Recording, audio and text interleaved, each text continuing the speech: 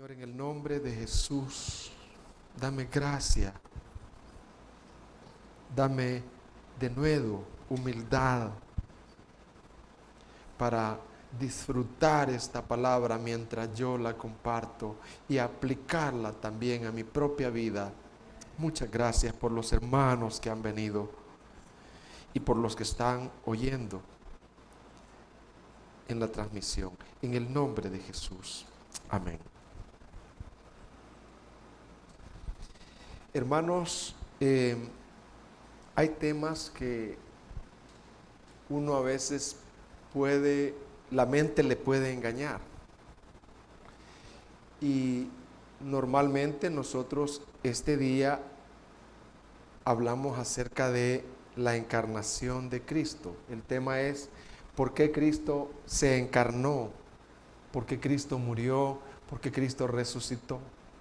Y uno como predicador puede cometer el error de ser engañado y decir, los hermanos ya saben eso. Así que voy a otro tema. Lo obvio debe de recordarse. Hay alimentos bien básicos que nosotros no decimos, no, esta remolacha ya la comí. Este alimento yo ya me aburre, pues porque ya es, no. Ese es un alimento básico que nutre. Entonces, hermanos, ese es mi tema hoy. ¿Por qué Cristo se encarnó? ¿Por qué Cristo murió? ¿Y por qué Cristo resucitó? Lo que la mayoría sabe de esto es que Cristo se encarnó, murió y resucitó para salvarme. Eso es lo que la mayoría sabe. Y así es. Que Cristo se encarnó, Cristo murió, Cristo resucitó para salvarme. La mayoría sabemos eso. Pero lo que no sabemos es que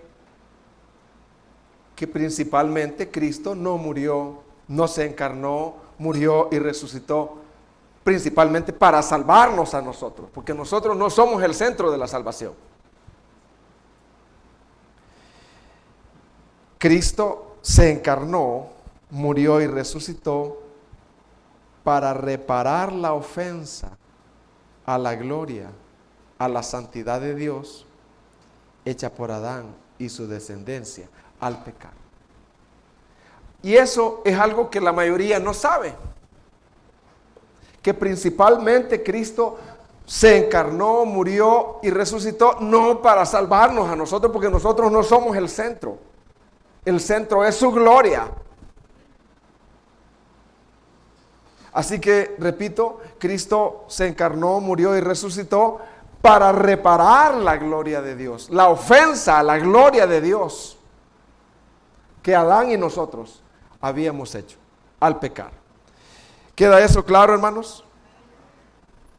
Que no somos el centro nosotros de la salvación, sino que el centro de la salvación es la gloria de Dios, la santidad de Dios, la majestad de Dios. Y yo siempre, para que podamos entender esto que estoy diciendo, he elaborado una pequeña historia. Hay una ciudad que un gran constructor,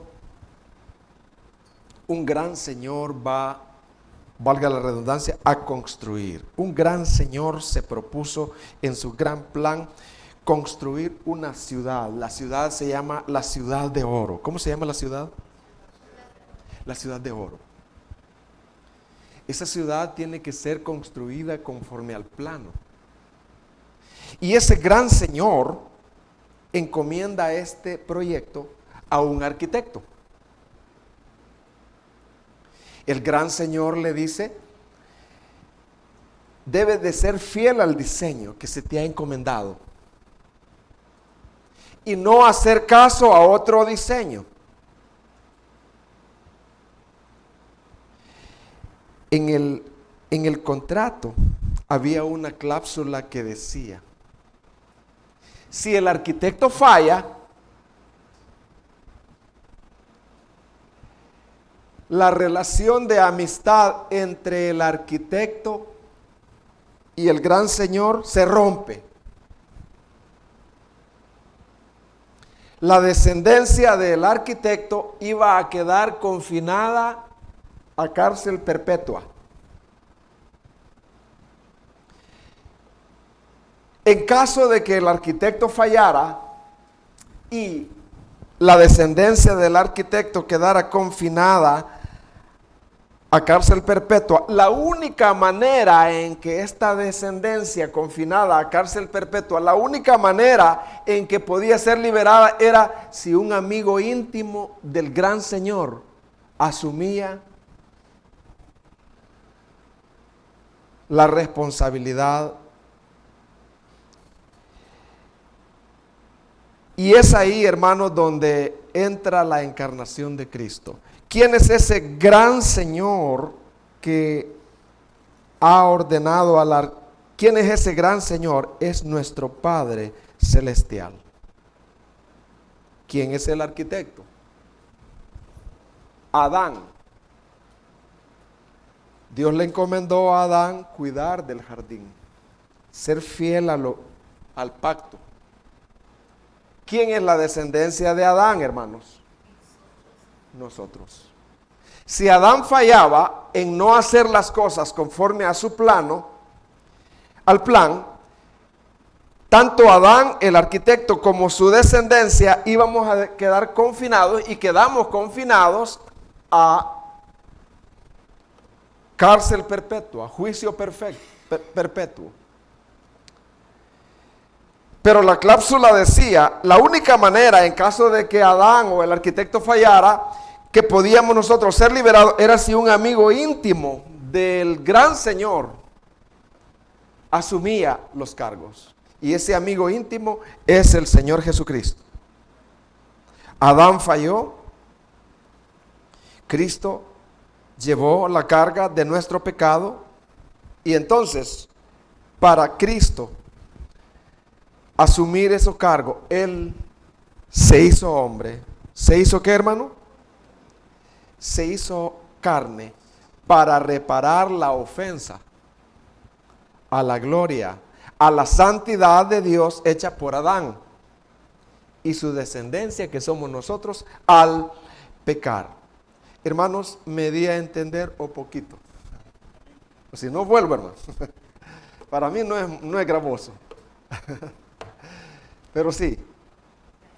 Entonces, vamos a hacernos algunas preguntas. Y listo, hermano, porque yo los voy a pasar a ustedes aquí a contestarla. El que no esté listo. El que lo vea distraído, sea joven, señorita, yo lo voy a pasar. Es broma. El que lo vea que se salga ahí al baño ya 2 veces, yo lo voy a pasar aquí. Es como diciéndoles, guardemos los hábitos de una manera indirecta. Yo sé que nadie se va a salir hoy. Yo no voy a salir al baño. Aquí voy a estar predicando. ¿Por qué se encarnó Cristo, hermanos? Si yo le preguntara a alguien, ¿por qué se encarnó Cristo? Para reparar ¿la qué? La ofensa a la gloria, a la santidad de Dios. ¿Que quién había hecho esa grieta? Adán y nosotros, hermanos. Entonces, la salvación no está centrada en nosotros. Yo eso quiero que quede bien claro. Ustedes van a oír este mensaje: Cristo murió por nosotros, Cristo murió por nosotros, Cristo se encarnó por nosotros, Cristo resucitó por nosotros, y el centro seguimos siendo nosotros, ¿verdad? El hombre. Pero no es así. Génesis 3:4, mire lo que dice.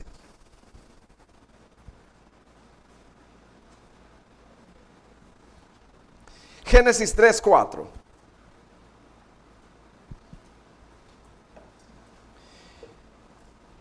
Aquí está la serpiente.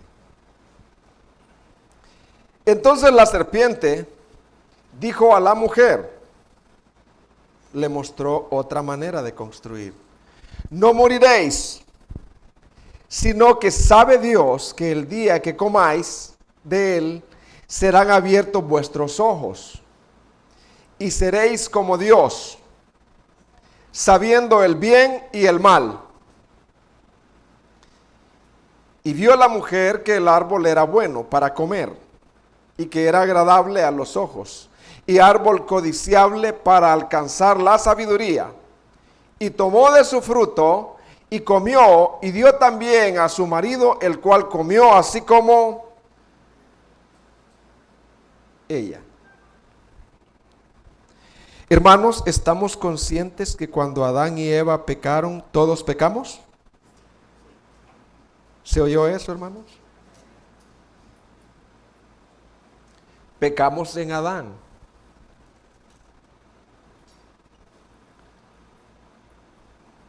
Adán no solo pecó y ya, sino que con su pecado manchó, ofendió. ¿Ofendió qué, hermano? La santidad de Dios, la gloria de Dios. Yo sé que me van entendiendo, hermano. Al final les voy a dar un regalito.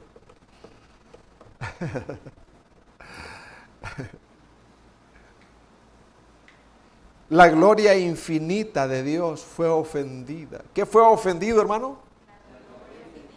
Wow. Yo quiero que usted se vaya pensativo y diga, la gloria infinita, la majestad infinita fue ofendida. Entonces a usted le va a venir a decir, entonces solo un sacrificio infinito podía reparar esa grieta.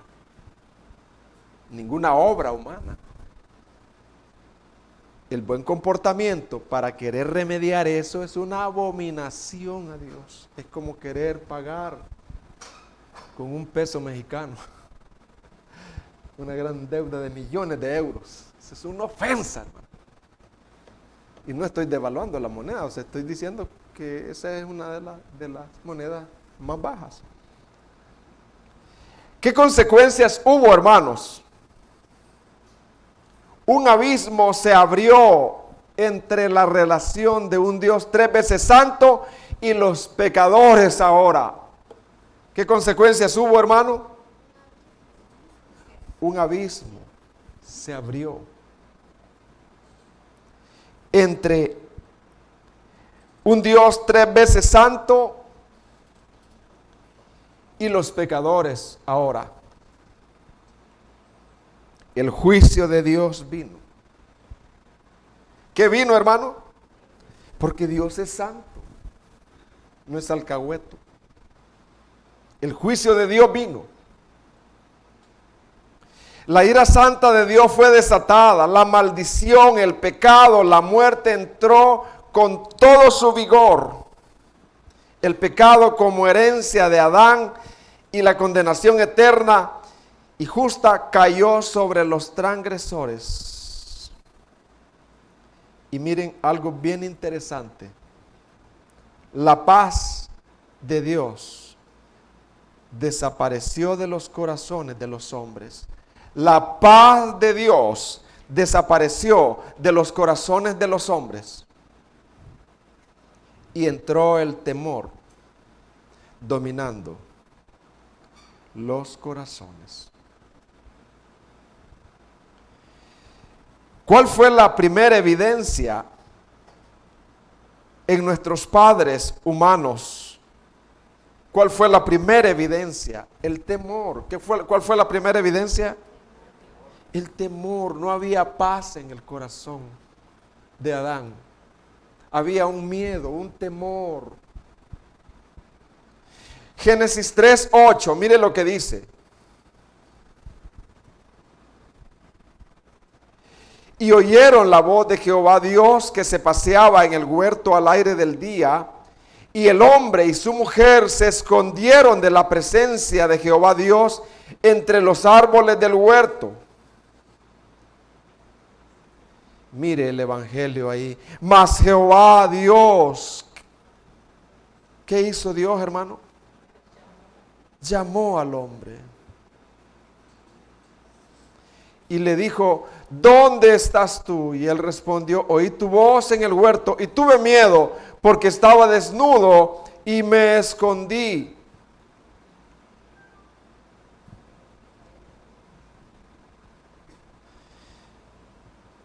Y aquí está el primer anuncio del Evangelio en Génesis 3, 7 y versículo 21.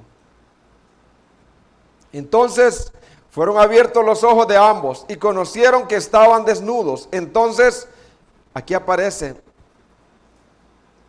entonces cosieron hojas de higuera y se hicieron delantales. 21. Y Jehová Dios hizo al hombre. Jehová Dios hizo al hombre. ¿Qué hizo, hermano? Y a su mujer túnicas de pieles. Y los vistió. Entonces, hermanos, las pieles lo que significa es que hubo una muerte de alguien inocente por alguien que era realmente culpable. Las túnicas de pieles significa que un animal fue sacrificado, un animal inocente que no había hecho nada, por Adán y Eva, transgresores. Entonces, eso habla de el Evangelio. ¿De qué habla eso, hermano? Y eso es lo que nosotros celebramos hoy y siempre. El Evangelio. Dios buscando al hombre. La gracia de Dios que no merecemos. Y ahí aparece en Génesis 3:15 la primera promesa de el Evangelio. Génesis 3:15.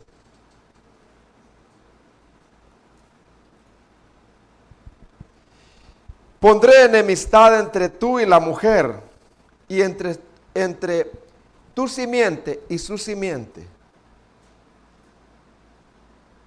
Como quien dice, de la simiente de la mujer iba a venir un descendiente que iba a ser enemigo de la serpiente, de la simiente de la serpiente, de la que engañó. De la simiente de la mujer iba a venir alguien que iba a ser llamado la verdad y la vida. La luz que ilumina. Y que él iba a herir la cabeza de la serpiente. La iba a descubrir con la verdad. Y que con su sacrificio iba públicamente a decir, ha sido derrotada la serpiente. Aunque él iba a sufrir en su calcañal. Hermanos, ¿puedes ver a través de estos versículos que Dios es santo? ¿Podemos verlo, hermanos? Que Dios es santo, hermano. Su juicio. Pero también podemos ver su misericordia, hermanos.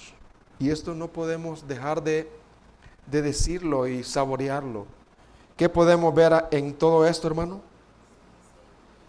Primero, que Dios es santo a través de su juicio, ¿verdad? Pero también podemos ver su misericordia. Fíjese lo que dice Isaías 57:20. Mire el juicio de Dios sobre todo ser humano. Y este puede ser un buen versículo para aplicarlo cuando estamos evangelizando. Isaías 57:20. Pero los impíos son como el mar en tempestad. ¿Cómo son los impíos? Dice. Así es todo corazón. Usted lo ve alegre, pero no tiene paz verdadera. Pero los impíos son como el mar en tempestad, que no pueden estarse quietos. Hay una inquietud en ellos. Y sus aguas arrojan cieno y lodo. Solo crítica, solo crítica. Ay, ay, ay. Queja por todo, por todo, por todo.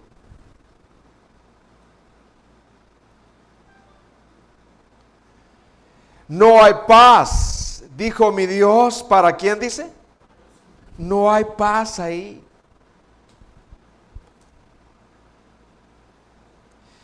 Pero mire, y en ese versículo lo que nosotros podemos ver es el juicio de Dios, la santidad de Dios. Pero en Isaías 9:6 podemos ver la misericordia de Dios. ¿Qué vamos a ver en Isaías 9:6, hermano? La misericordia de Dios. Porque nos ha nacido un niño. Se nos ha concedido un hijo. Wow. La soberanía reposará sobre sus hombros. Soberano, hermanos. Y se le darán estos nombres: Consejero, Admirable, Dios fuerte, Padre eterno. ¿Y qué, hermano? Príncipe de paz. Por eso cuando usted pierde la paz, no la ha perdido, ahí la tiene. Búsquela dentro de su corazón, ahí está. Amén, hermanos. Usted está abatido, pues yo soy impío. No, si usted es nacido de nuevo, no es impío. Ahí está la paz. Ahí está el príncipe de paz. Porque está contristado. Búsquela.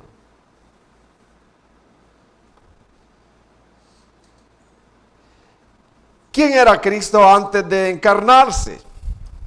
Me encanta explicar esto. Y quiero que no me pase de mi mente siempre disfrutarlo. ¿Quién era Cristo antes de encarnarse? Era igual a Dios. ¿Quién era Cristo antes de encarnarse, hermano? Igual a Dios. Ya lo sé, sí, ya lo sabe. Disfrute lo que sabe entonces. Disfrutemos. Porque eso no hace el sectario, que lee versículos como leer diario, como leer puyas o espadas. Cristo era igual a Dios. Mire lo que dice Filipenses 2:6.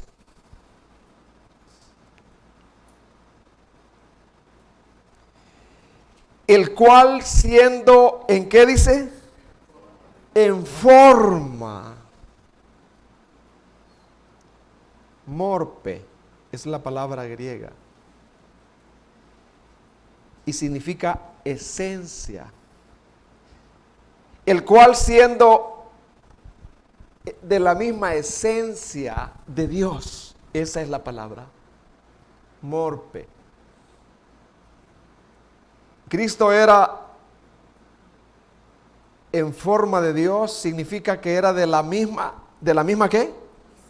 De la misma esencia, de la misma naturaleza. Él no es un ángel creado. Él es de la misma naturaleza, de la esencia, la esencia de Dios. No puede ser creada. Y ahí la palabra griega es morpe. Esencia. El cual siendo en forma de Dios, no estimó el ser igual, o sea, lo mismo. Igual significa lo mismo. ¿Qué significa igual? Lo mismo. De la misma grandeza, de la misma majestad que Dios. No estimó el ser igual, lo mismo a Dios, como cosa a que aferrarse. Él era Dios. Cristo no era un Dios o un gran rey solamente, era Dios. De la misma esencia de Dios. Cristo, como Dios, era digno de adoración. ¿Digno de qué, hermano? De adoración.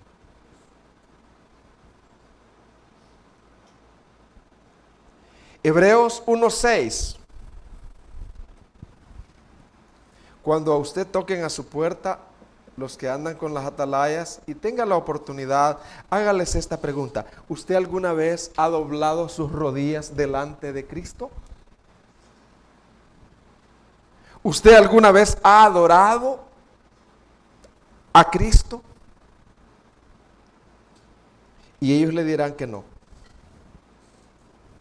Entonces usted estudie este verso, Hebreos 1:6, pocos versos que usted sepa, que lo sepa bien. Usted tendrá una buena base para decir, esto es lo que yo creo. Hebreos 1:6. Vamos a hablar que Cristo es digno de ¿qué, hermano? De adoración. ¿Cristo es digno de qué, hermano? Igual que el Padre. Y otra vez cuando introduce al primogénito, primogénito es protótocos.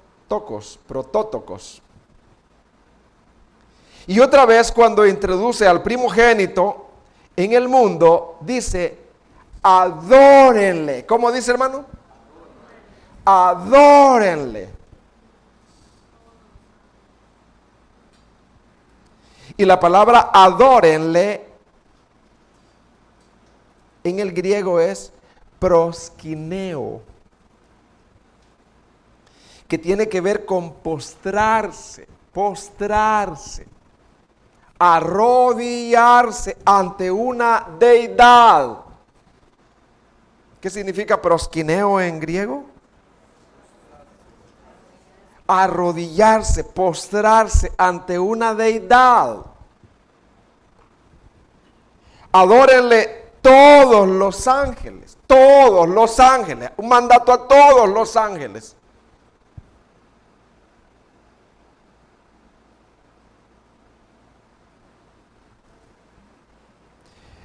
La palabra primogénito que yo les decía, prototocos, significa no significa ser, no significa primero en haber sido creado, no significa eso. Significa del más alto rango. ¿Qué significa? De los reyes de la tierra. Y no el primero en orden de nacimiento o creación. Escogido o más deseado, eso significa primogénito. Quiero aclarar algo.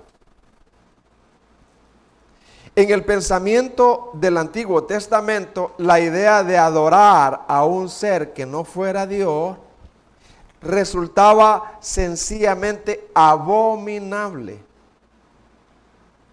En el Antiguo Testamento, la idea de adorar proskineo a un ser que no fuera Dios era algo abominable. El mandato divino establecía que solo se podía adorar a Yahvé, al Padre.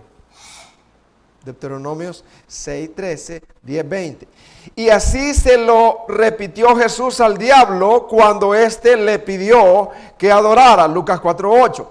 La palabra utilizada en este texto para indicar adoración es el verbo griego proskineo. La palabra griega para poder usarla en este contexto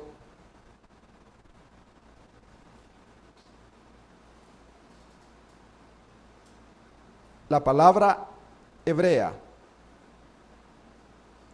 La palabra utilizada en este texto para indicar adoración es el verbo griego proskineo. Los testigos de Jehová la maltraducen con rendir homenaje. Ellos no dicen adoración, adórenle, ¿sí? No, rindan homenaje.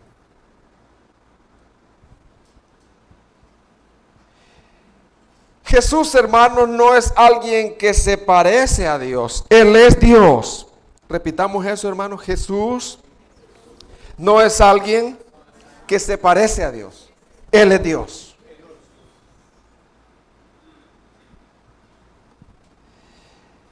La Biblia enseña que Jesús no es alguien que simplemente se parece mucho a Dios o alguien que tiene un caminar muy cercano con Dios.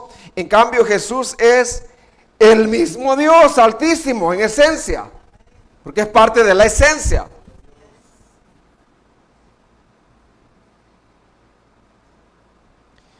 Y este es un versículo bien controversial, pero es un versículo de gran apoyo. Tito 2:13.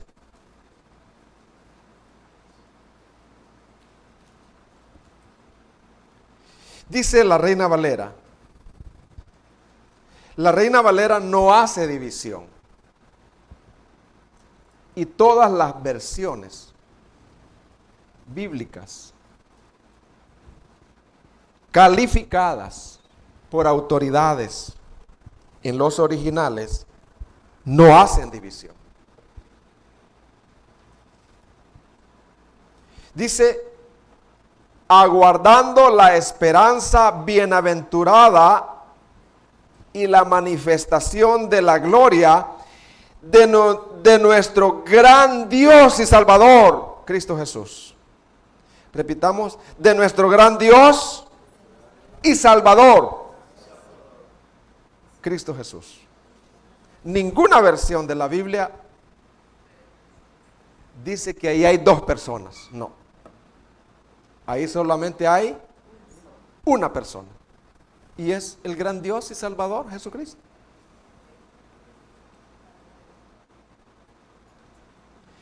En la versión del Nuevo Mundo de los Testigos de Jehová está mal traducida.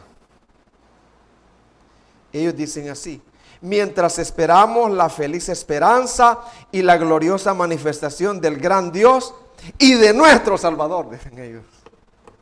Ellos hacen una división. Y ese artículo no está en las originales.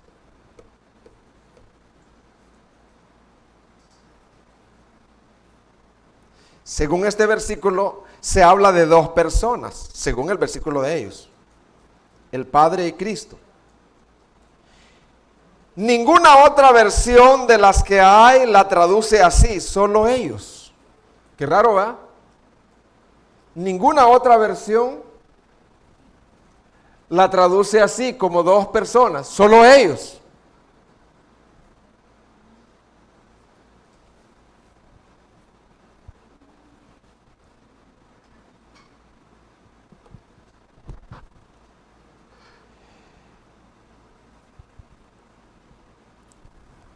Cristo traería la paz debido a la relación rota. ¿Qué traería Cristo, hermano? La paz, debido a la relación rota. Por eso a Él se le llama el príncipe de paz, el mediador. Yo quiero que vayamos entendiendo eso, el por qué decimos Cristo es nuestro mediador, porque había una relación rota. Cristo es el príncipe de paz porque no hay paz para el impío. Usted y yo sí la tenemos, aunque estamos emproblemados. Aunque a veces como que la perdiéramos. Pero, ¿y pierde la salvación usted porque no la siente? Andamos por fe en la palabra, hermanos, no por sentimientos.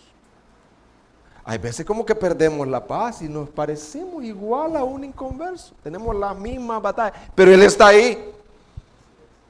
Dentro de usted, no con usted, dentro de usted. Cerca de ti está la palabra, dice. Confiésale y Él está ahí, cree. Cristo traería la paz debido a la relación rota. Lucas 2:10. Yo oro al Señor que estos versículos no sean como ver llover, sino que nuestra alma esté abierta a hallar dulzura en estos versículos. Lucas 2:10 en adelante dice: pero el ángel les dijo, no temáis. ¿Qué les dijo el ángel, hermano? Por eso el ser humano vive con el temor ahí. No temáis, porque aquí os doy nuevas de gran gozo. Gócense,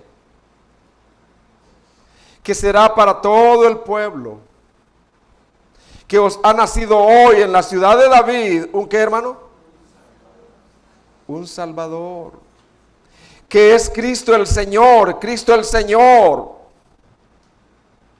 Esto os servirá de señal. Hallaréis al niño envuelto en pañales, acostado en un pesebre, y repentinamente apareció con el ángel una multitud de las huestes celestiales que alababan a Dios y decían: gloria a Dios en las alturas, y en la tierra paz, buena voluntad para con los hombres. ¿Y en la tierra qué, hermano? paz. Él es el príncipe de paz. Él va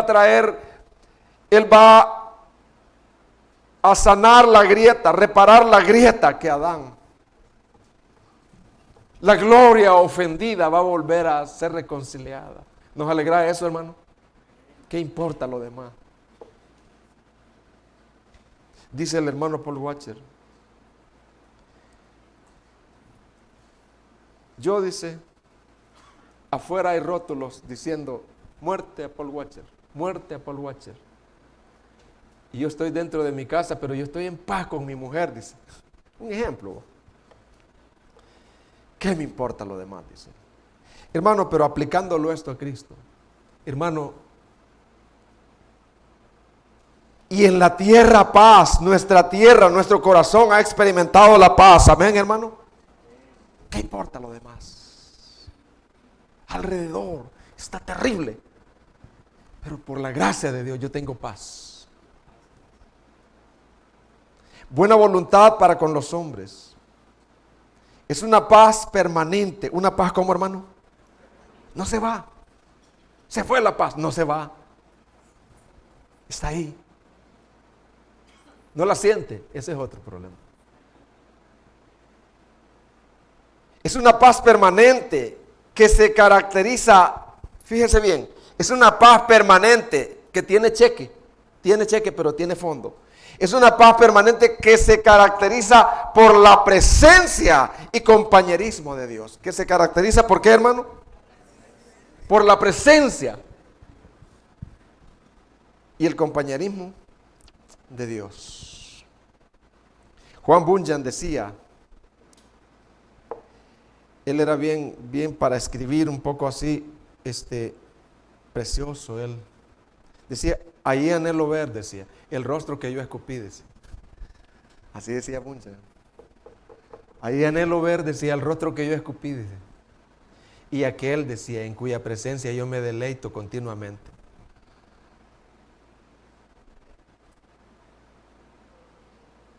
Usted cuando haya pecado puede decir, aquí está Dios conmigo.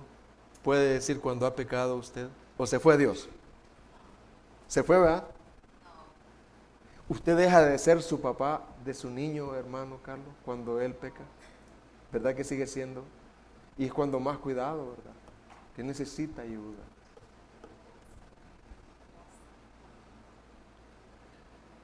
Es una paz permanente que se caracteriza por la presencia y compañerismo con Dios. Suficiente. Y como dijo aquella mujer piadosa, si tienes a Dios, ¿qué te hace falta? Y si no tienes a Dios, ¿qué tienes?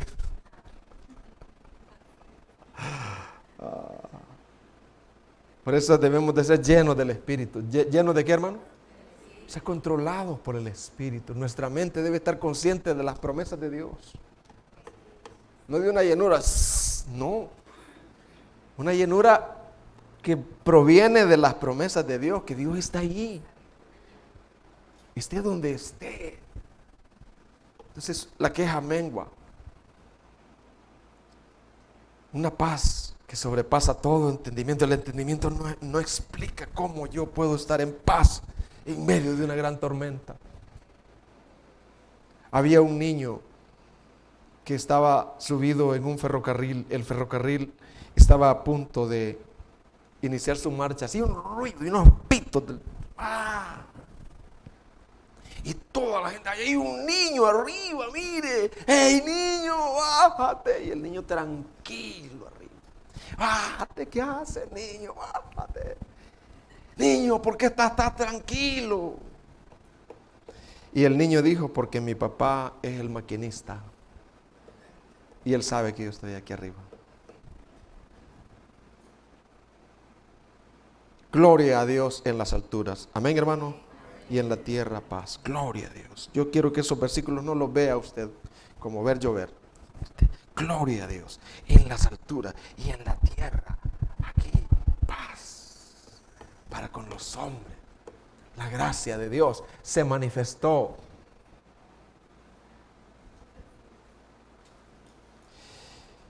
Pero hermano, dígame entonces en qué consiste la encarnación, pues. Ya usted va, ya rato está dándole y dándole.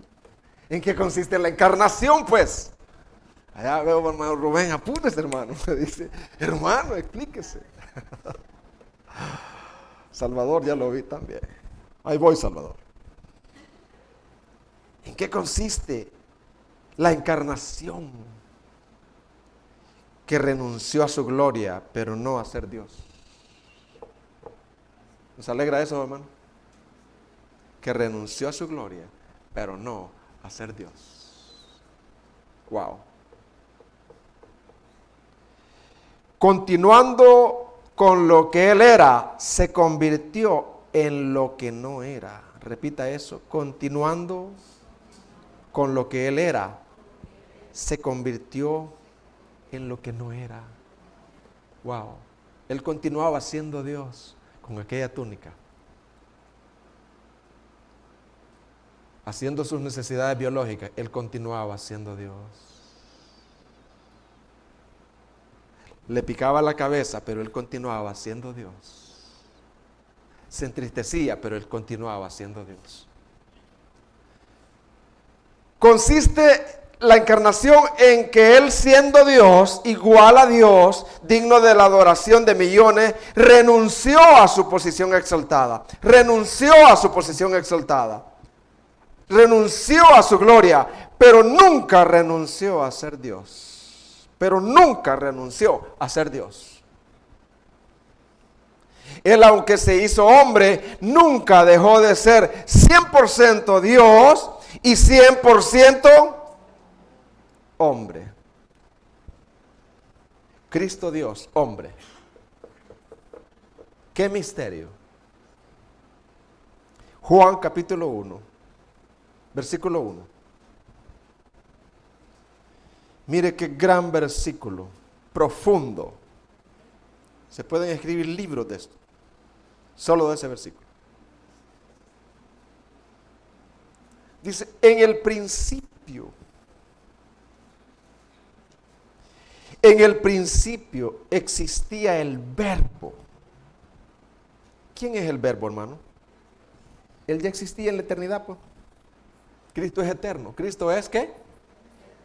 Un ángel no es eterno porque tiene inicio. Usted no es eterno porque usted tiene inicio, tiene un origen. Pero el Verbo no tiene origen. Ya existía en el principio, en la eternidad. Antes de que todas las cosas fueran creadas, ya existía Él. Cristo es eterno. Repita, Cristo es eterno. En el principio existía el Verbo. Y el Verbo estaba con Dios, así cara a cara. Era su Hijo, de la misma esencia.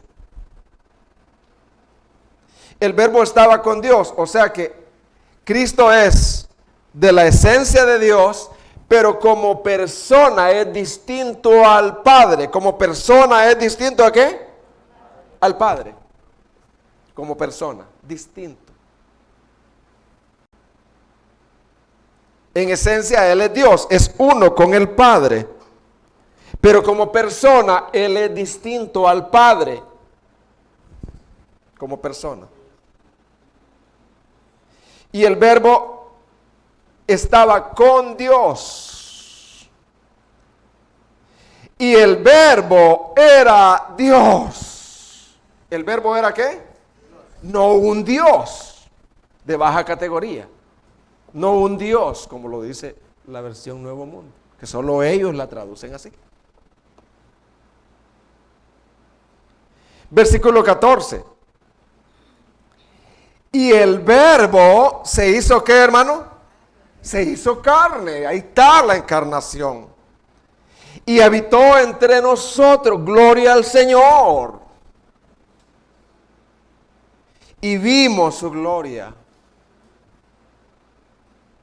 Gloria como la del unigénito del Padre, lleno de gracia y de verdad. Cristo era tan lleno de verdad, tan indomable, tan indoblable que podía mantener la santidad con cualquier persona. Pero era tan lleno de gracia que podía sentarse con los pecadores y las prostitutas y no le tenían miedo, porque hallaban gracia y no hallaban condenación.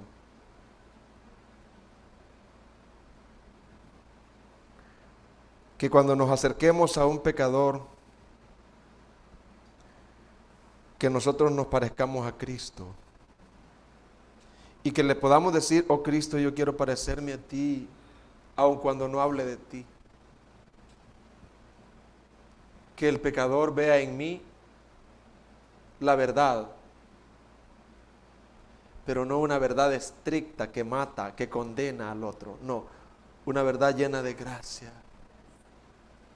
Una verdad que puede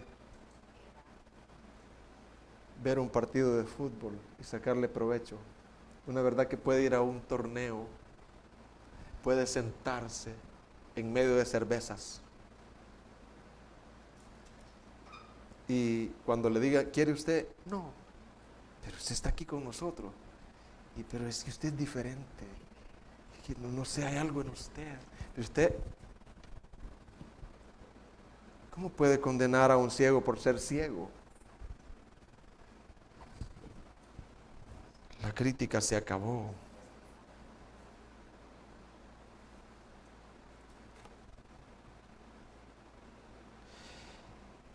Y el Verbo se hizo carne y habitó entre nosotros, y vimos su gloria, gloria como la del unigénito del Padre, lleno de gracia, lleno de gracia. ¿Lleno de qué, hermano?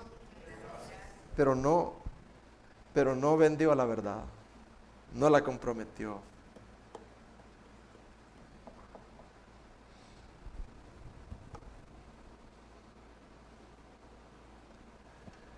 Cuando a usted lo inviten a un lugar y tenga la oportunidad de saludar a un sacerdote católico, abrácelo. Dele un beso. No, tampoco. Abrácelo. Y le dijo: Dios lo bendiga. Dios lo bendiga. Me alegra saludarlo. Quizás nunca ha experimentado él la gracia de Dios en un cristiano de verdad.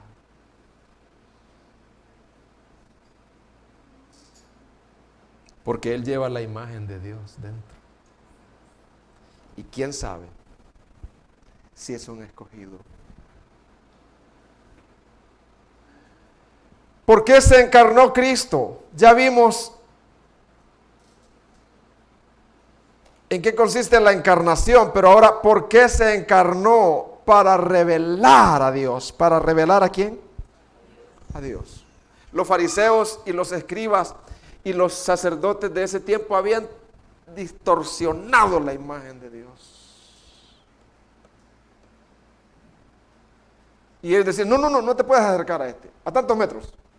No puedes comer con una prostituta, no puedes comer con un publicano, no le hables.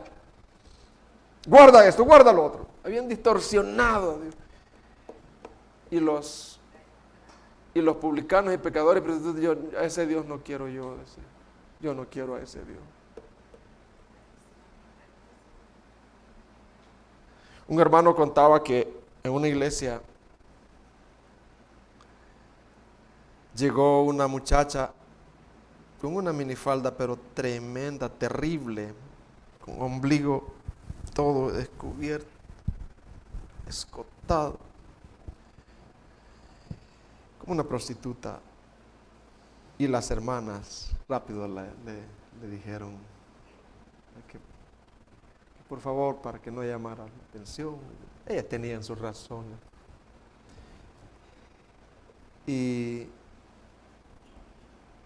ella dijo: si ese es el evangelio, no es para mí. Dijo.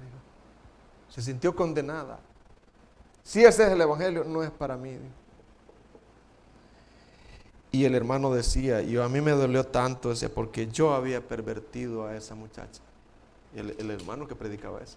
Porque ella era mi hermana, dijo. Y ella dejó una nota y dijo: si ese es el evangelio, Por primera vez ella iba a un lugar. No, no es para mí. Y él decía, ¿por qué no le dijeron, hola joven, has venido, veo la gracia de Dios en ti, que has venido, estás aquí en un buen lugar, eres bienvenida. Peludo y todos los aritos y todo. Acérquese y abrácelo. Dígale, tú eres bienvenido. Y no me vayan a malentender. Estoy hablando de condescender como Cristo hasta donde Él condescendió para luego convertirlo al Evangelio. Porque la verdad no puede ser negociada. De pronto van a descubrir la verdad en nosotros y en las Escrituras. Y en ese tiempo la idea del Padre de Dios estaba distorsionada. Se necesitaba una reforma de quién era el Padre. ¿Se necesitaba qué, hermano?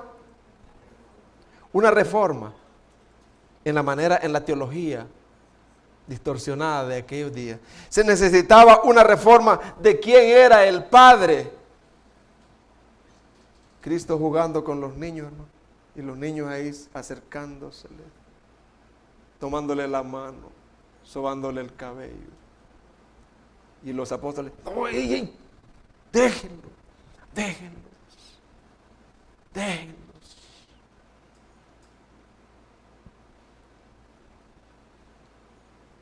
Su carácter se había deformado, se necesitaba una reforma.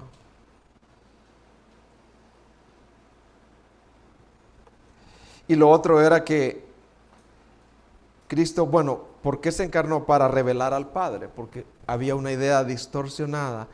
Y lo otro es porque nadie puede ver a Dios. Alguien tenía que manifestar cómo eran los atributos de Dios, pero no ese Dios que nadie podía ver, que nadie podía soportar, porque nadie puede soportar a Dios.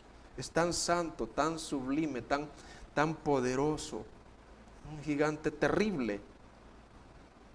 Entonces, alguien tenía que traer esas cualidades de Dios, hacerse humano y caminar para que en ese humano pudieran ver las cualidades de Dios. Porque Dios es invisible, es espíritu y no tiene forma. Primera de Timoteo 6:16 dice, el único que tiene inmortalidad, que habita en luz inaccesible, a quien ninguno de los hombres ha visto ni puede ver, el cual sea la honra y el imperio sempiterno. Amén. Si Dios manifestara su gloria de una manera que pudiéramos ver su pureza y santidad, nos destruiría. ¿Nos qué, hermano? Todos los seres humanos pecadores seríamos destruidos. Sin embargo, Cristo revela a Dios el Padre. Él reúne lo invisible y lo visible de una manera exacta y sin paralelo. Por eso cuando Felipe le dijo, muéstranos al Padre, Felipe, yo y el Padre uno somos. Si me has visto a mí, has visto al Padre. Miras cómo te he tratado, Felipe. Así es el Padre. Mira cómo he tratado a los niños, así es el Padre. Mira cómo yo me he reunido con las prostitutas y los pecadores, así es el Padre, así es el amor, Felipe. Tanto tiempo he estado aquí, Felipe. Miras cómo yo detuve el mar, pues así es el Padre, Él es el Creador. Yo he venido para revelarlo, para que la idea distorsionada vuelva nuevamente a caer. Por eso Cristo se encarnó y por eso nosotros lo alabamos, ¿verdad, hermanos?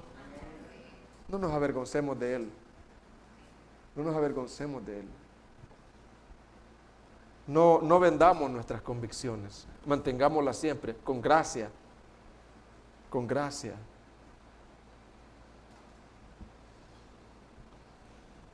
¿Por qué Cristo se encarnó? Para ser nuestro mediador. ¿Para ser qué?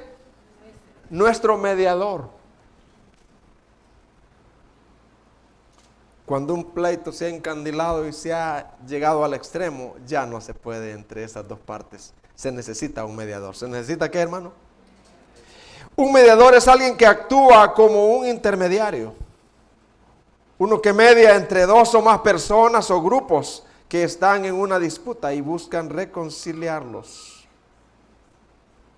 ¿Cómo es en términos bíblicos esto? Nosotros los seres humanos éramos enemigos de Dios. Génesis 3:10 dice, tuve miedo. Nos rebelamos, nos sublevamos y nos negamos a obedecer la ley santa de Dios. Y como resultado la relación se rompió y la ira justa y catastrófica. Es necesario que nos reconciliemos con Dios. ¿Cómo Dios el Padre lleva a cabo esto? La reconciliación. Dios en su amor y gracia, como en Edén, busca al hombre y envía al Hijo. ¿A quién envía, hermano? Al Hijo.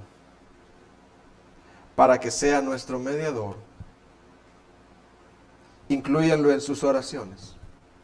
Y dígale, oh mediador bendito. ¿Cómo va a decir usted? No. Inclúyanlo en sus oraciones. Oh mediador hermoso. Qué precioso eres. Qué mediador tan perfecto. La paz que yo gozo de Cristo te la debo a ti, Jesús. Este mediador tiene que ser 100% Dios y 100% hombre para mediar con Dios y 100% hombre por tener que mediar con el hombre. Por eso lamentablemente María no puede ser mediadora. Por si algún católico me escuchara. No puede ser Pablo un mediador. Pablo llega a la categoría de pecador. Redimido. Igual que María. Llega a la categoría de pecadora redimida. Dar al César lo que es del César, dijo Jesús. Y a Dios lo que es de Dios. No se le puede atribuir. Eso es injusto. Y es blasfema. Pero tenía que ser hombre para compadecerse de los hombres. Cristo es Dios encarnado. Él tomó una naturaleza humana sin dejar de ser divino. Y se sometió voluntariamente a la obediencia de la ley que Adán y nosotros quebrantamos. ¿Por qué otra cosa se encarnó? ¿Por qué más se encarnó Cristo? Porque Cristo se encarnó para vivir la vida que nosotros no vivimos y ganar justicia perfecta para nosotros. ¿Para ganar qué, hermano? Justicia perfecta para nosotros.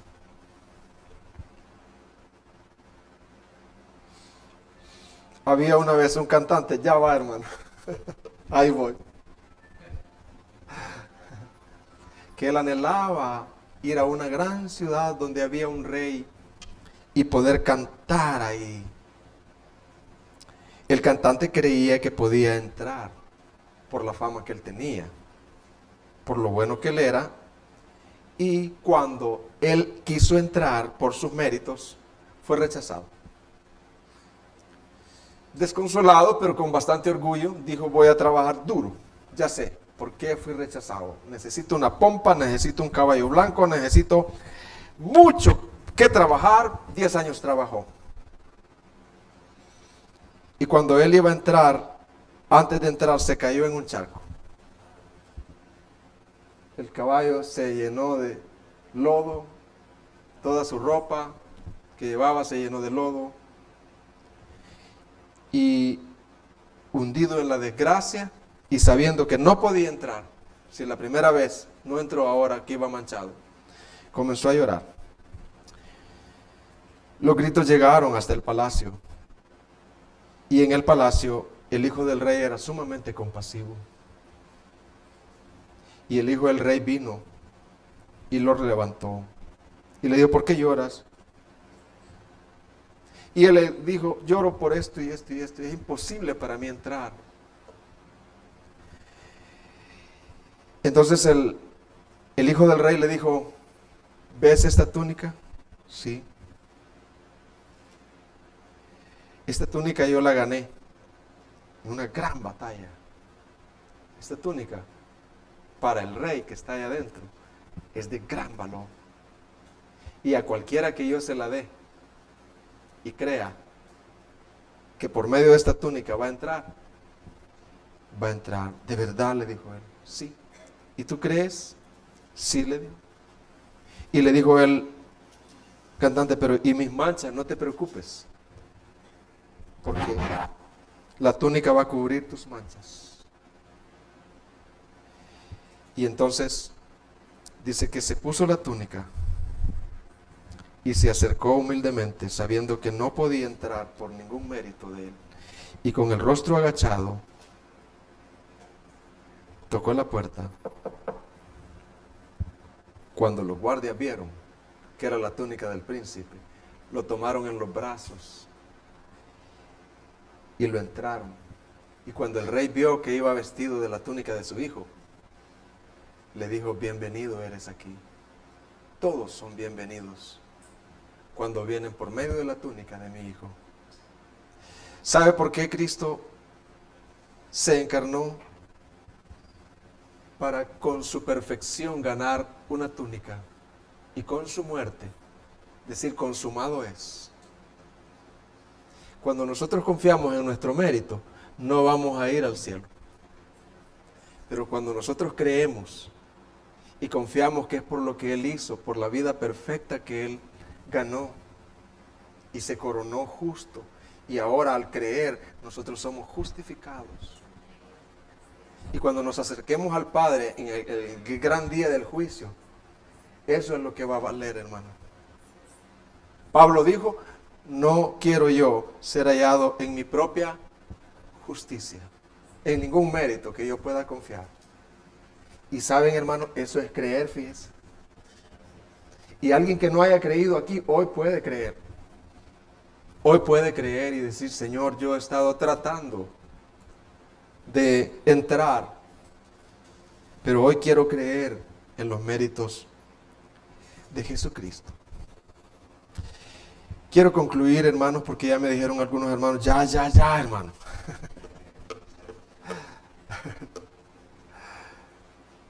Para despertar a algunos que estaban dormiditos, hermano. Pero yo entiendo, hermano. Hoy es comprensible eso. Hermanos, mire este versículo y vea el amor de Dios. Hebreos 2:16. Porque ciertamente, ese es cierto, hermano. Dios no socorrió a los ángeles. ¿A quién no socorrió Dios, hermano? A los ángeles cuando pecaron. Se le unieron a Satanás y después no los socorrió, no los envió un salvador ni un mediador, sino que socorrió a la descendencia de Abraham. ¿A quién socorrió Dios, hermano? Si éramos igual de pecadores, los ángeles como nosotros, pero Él socorrió a la descendencia de Abraham. Por lo cual debía de ser en todo semejante a sus hermanos, para venir a ser misericordioso y fiel sumo sacerdote, en lo que a Dios se refiere, para expiar los pecados del pueblo. La pregunta es, ¿por qué no envió un Salvador a los ángeles caídos y a nosotros sí? Yo creía antes, es que los ángeles son más sabios y al que mucho sabe, ¿verdad? Entonces por eso Dios los desechó. No fue por eso. ¿Sabe por qué Dios no socorrió a los ángeles y nos socorrió a nosotros, hermano? Y voy a ir más. ¿Sabes por qué hay muchos de tus familiares? Voy a tocar un punto. ¿Sabes por qué hay muchos de tus familiares, de tus amistades, que están ahorita en el castigo eterno ya? Pero tú no. Tú tienes otro destino. ¿Sabes por qué, hermano? De manera que de quien quiere tiene misericordia, y al que quiere endurecer, endurece. O sea, que Dios endurece el corazón, causa un mal en el corazón. No, Dios no causa un mal, simplemente endurece, es que los pasa por alto. Pero a ti no te pasó por alto, no por nada, sino porque te amó.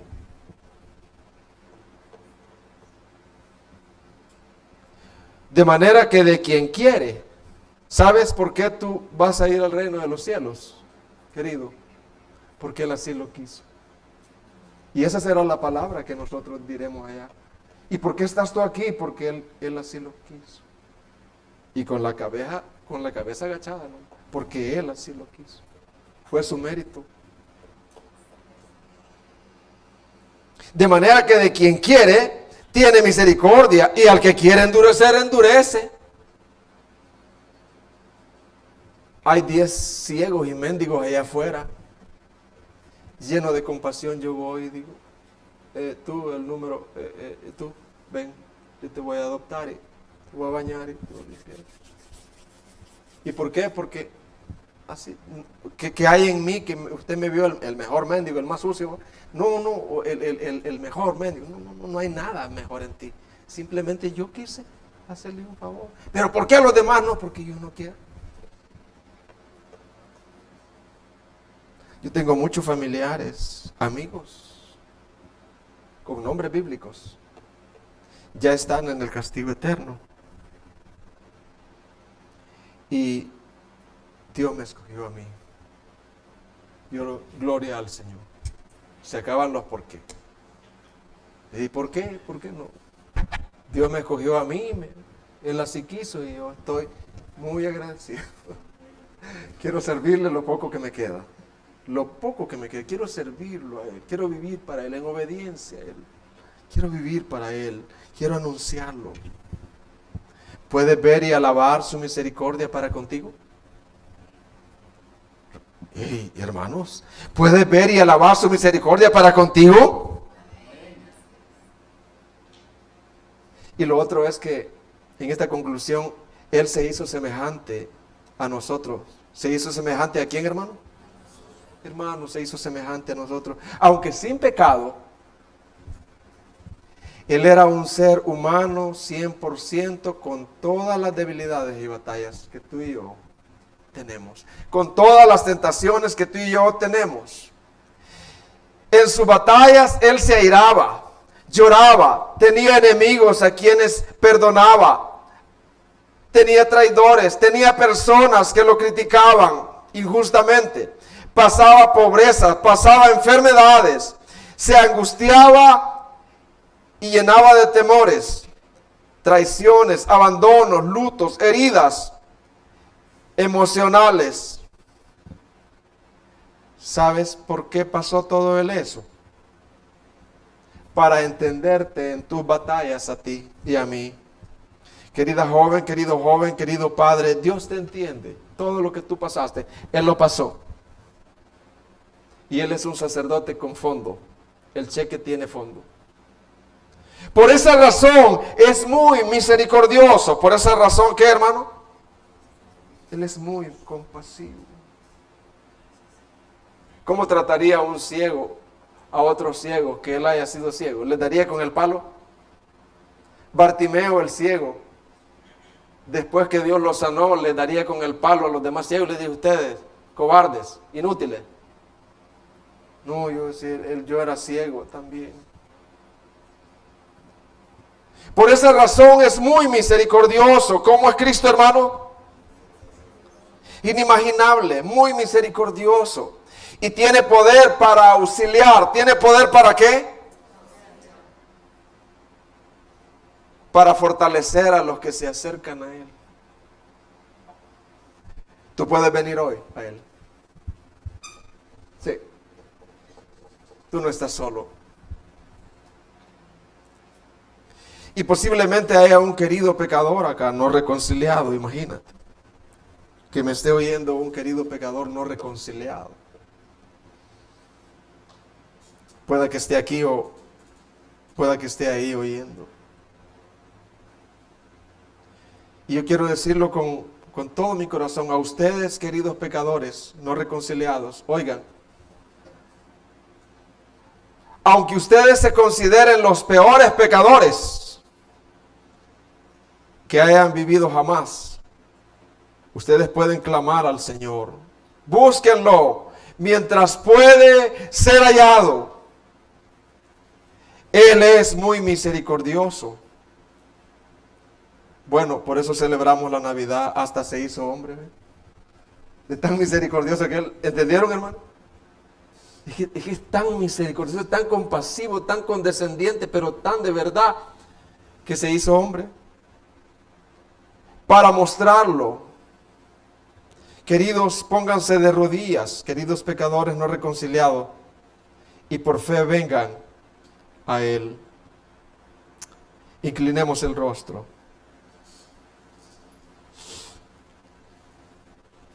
Gracias, Señor, bendito seas.